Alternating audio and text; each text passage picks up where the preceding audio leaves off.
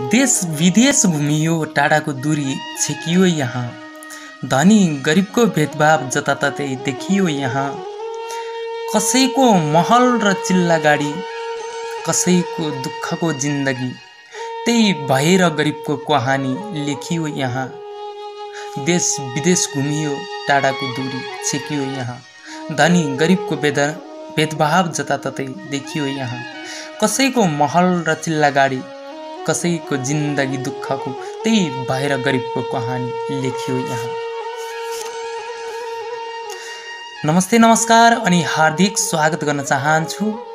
यति बेला तपाईँ हेर्दै हुनुहुन्छ छड्के अनलाइन मिडिया भने म तपाईहरूको मन मिल्ने साथी खगेन्द्र कठायत उपस्थित भइसकेको छु र आज पनि लघुकथाको दोस्रो भाग लिएर आएका छौँ र हामीलाई यो दोस्रो भाग पनि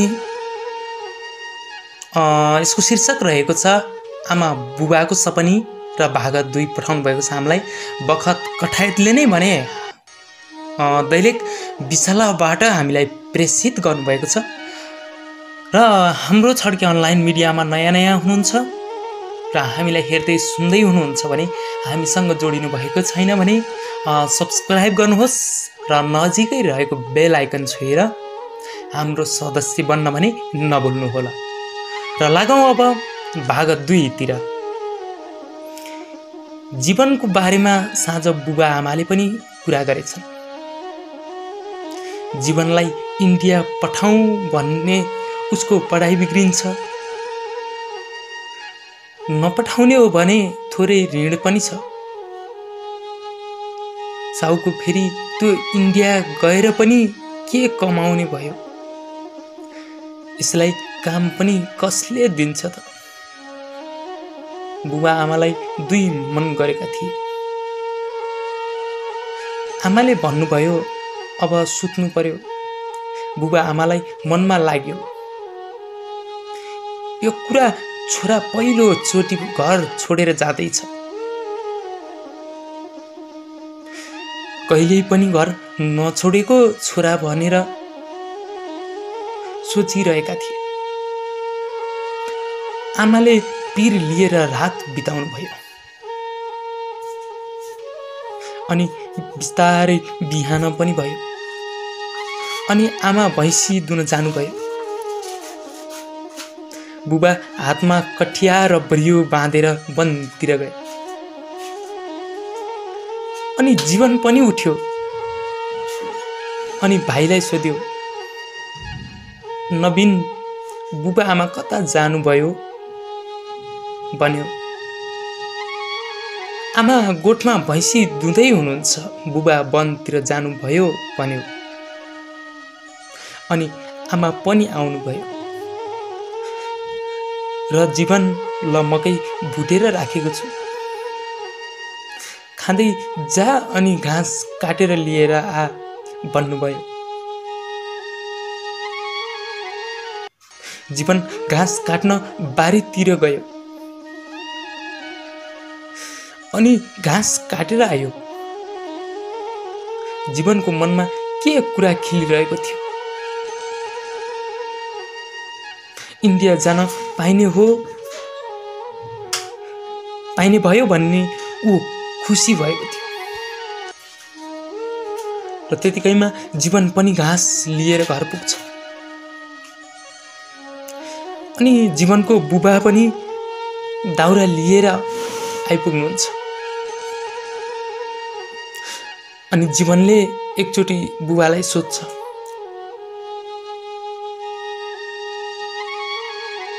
म के साथीसँग इन्डिया जाने हो त भनेर भन्छु भनेर उसले आँट गर्छ। अनि बुबाले भन्नुहुन्छ कस्तो मान्छे छन् इन्डिया जाने, म कुरा गर्छु त गोरु लगेर वनतिर जा। जीवन वनतिर खुसी हुँदै गोरु लिएर वनतिर गयो अनि बुबाले पनि घरमा सबै कुरा गरिसक्नु भएको रहेछ। पठाउने अब जाने भनेको छ। पठाइदिउँ, आफ्नै मान्छे छन्, जाने पनि अनि घरमा पैसा थिएन। बुबाले गाउँतिरबाट पैसा 3 रुपियाँको दरले 5,000 रुपियाँ ब्याज निकाल्नु भएछ। जीवन पनि साँझ गोरु लिएर आयो। अनि भोलि शनिबार पनि भएछ।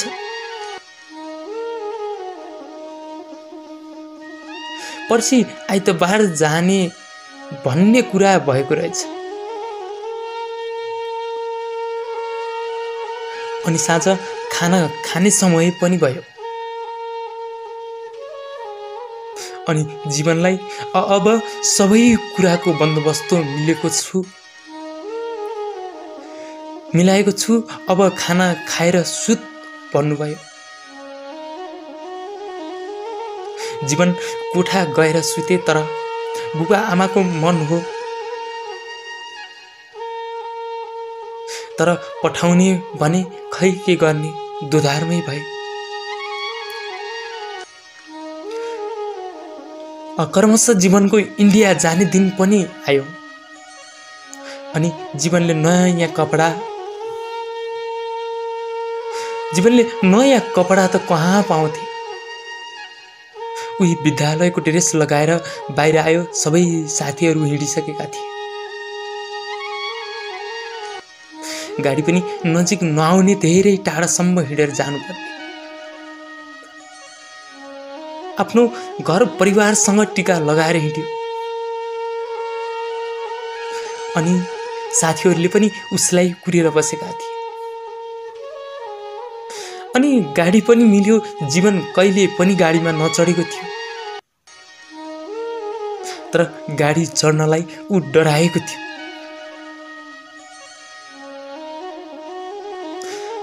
जसोतसो ऊ आफ्नो जन्मभूमि छोडेर कर्मभूमिमा लागेको छ। दिनको यात्रा भयो, नयाँ ठाउँ, नयाँ चिजहरू देख्न पायो। जीवन धेरै खुसी भयो, तर दुखी त आमा बुबा भएको थिए। छोरा पुग्यो कि पुगेन भन्ने चिन्ता थियो। र पल्लो घरको हर्के पनि गएको थियो। हर्केको बुबासँग मोबाइल पनि थियो। र जीवनको घरमा मोबाइल पनि थिएन।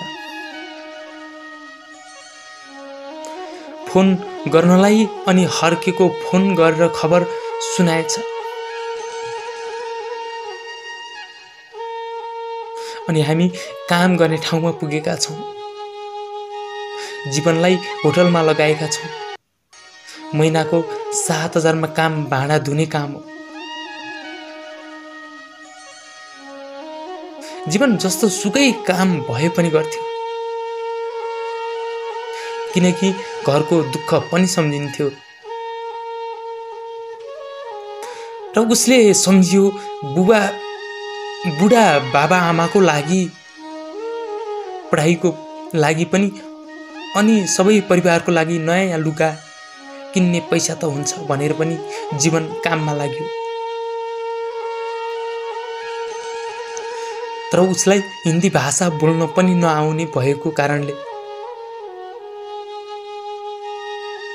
उही समस्या भएको थियो। बिहान 4 बजेदेखि रातको 12 बजेसम्म काम गर्थे।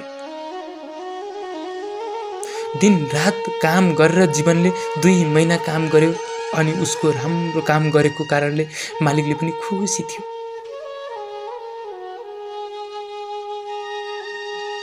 एक दिन पैसा उठाउनको लागि गाउँबाट साउ आयो। अनि जीवन पसलको पैसा छ, चामल लिएको भने। जीवनले हुन्छ अहिले मालिक छैन, भोलि आउनु म मागेर राख्छु अनि तपाईलाई दिन्छु भन्यो। हुन्छ भने साउ गयो। अनि भोलिपल्ट बिहानै मालिकसित 2 महिनाको तलब मागेर राख्यो। र 14,000 रुपैयाँ घर पठायो। अनि 6-7 दिनपछि मालिकको मोबाइलमा फोन र घरदेखि आयो अनि पैसा सबै मिल्यो। पैसा सबै मिल्यो छोरा भनेर बुबाले कुरा गर्नुभयो। अनि तेरो परीक्षाको रिजल्ट पनि आयो।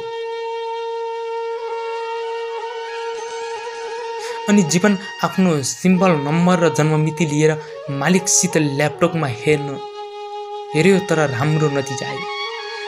जीपीएस पनि 2.35 आयो।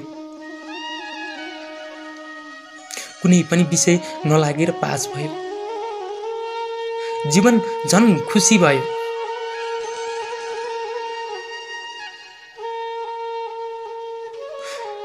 जीवन हुन त घर जाउँ भने मालिकले पैसा दिँदैन। पहिलेको 2 महिनाको पैसा घर पठाइहाले। अब के गर्ने भन्ने चिन्ता लाग्यो जीवनलाई।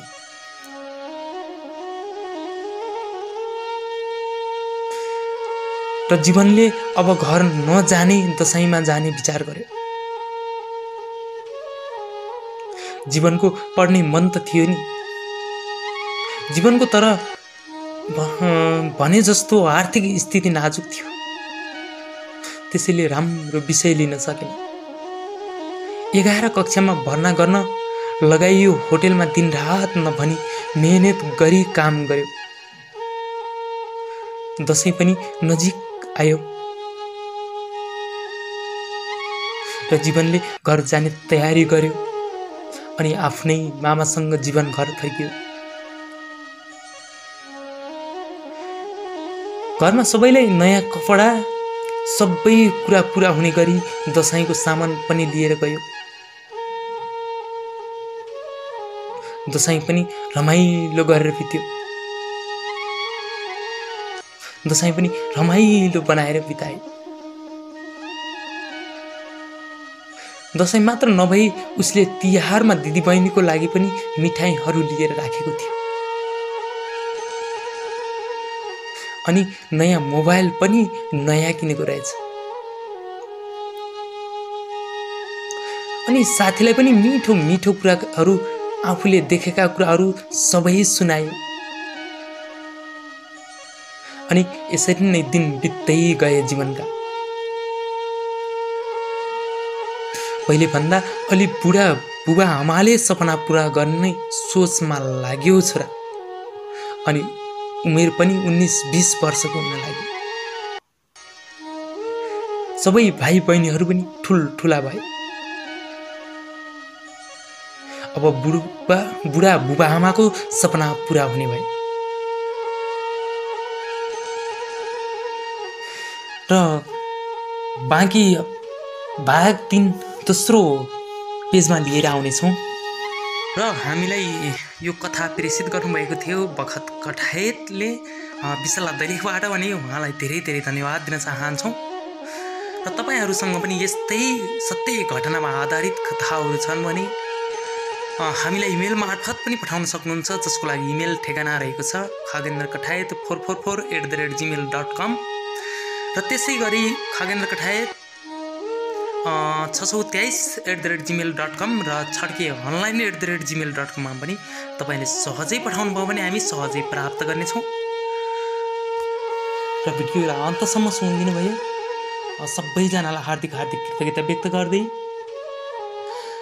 र भाग 3 को लागि प्रतीक्षा गर्नुहोला। र छड्के अनलाइन मिडियामा नयाँ हुनुहुन्छ भने सब्स्क्राइब गरेर नजिकै रहेको बेल आइकन छुएर हाम्रो सदस्य बनिहाल्नुहोला। र हामी यस भिडियोबाट ओजेलिने अनुमति चाहन्छौँ र अर्को भिडियोसम्मको लागि प्रतीक्षा गर्नुहोला। र भाग 3 हामी छिट्टै लिएर आउनेछौँ भन्दै म खगेन्द्र कठायत पनि तपाईँकै मिल्ने साथी ओजेलिने अनुमति चाहन्छु। हवस् त नमस्कार।